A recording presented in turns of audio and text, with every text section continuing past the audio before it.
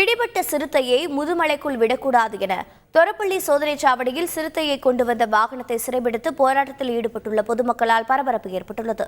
இது பற்றிய கூடுதல் தகவலை செய்தியாளர் சுரேஷ்குமார் வழங்கி கேட்கலாம். சுரேஷ்குமார், வணக்கம். வனத்துறையினர் சிறுத்தையை எங்கு விட முடிவு செய்திருக்கிறார்கள்? பொதுமக்கள் என்ன கோரிக்கையை வலியுறுத்துகிறார்கள்?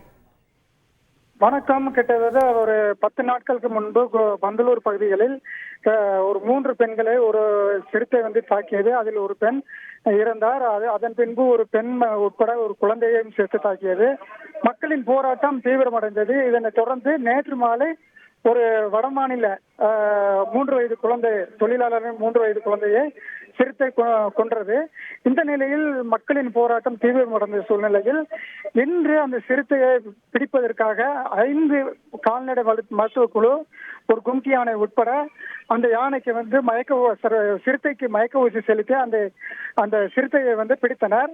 பிடித்து தற்பொழுது ஒரு மயக்க ஊசி செலுத்தி 1 மணி நேரம் ஆகி அந்த சிறுத்தையை கூண்டுக்குள் ஏற்றிய நிலையில் உடனடியாக அந்த மயக்கம் தெளிவது போல் அந்த முதுமலையில் உள்ள கால்நடை சிகிச்சை மையத்துக்கு கொண்டு சென்று அதற்கு காயங்கள் உள்ளதா என்றது முதலுதவி செய்வதற்காக பொதுமக்கள் இருக்கக்கூடிய பகுதி இல்லாமல் வேறு வழியில் முதுமலைக்கு கொண்டு சென்றனர்.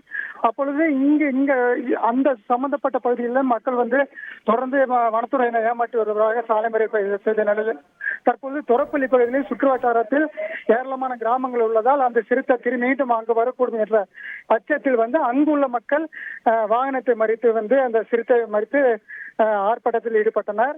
உடனடியாக வனத்துறையினர் அதை ஆய்வு செய்த பிறகு வண்டலூர் உயிரியல் பூங்காவிற்கு விடப்படும் என்று கூறிய பின்பு தற்போது போராட்டம் கைவிடப்படுகிறது. தகவல்களை வழங்கியதற்கு நன்றி சுரேஷ்குமார். செய்திகளை உடனுக்குடன் தெரிந்து கொள்ள உடனே சப்ஸ்கிரைப் பண்ணுங்க.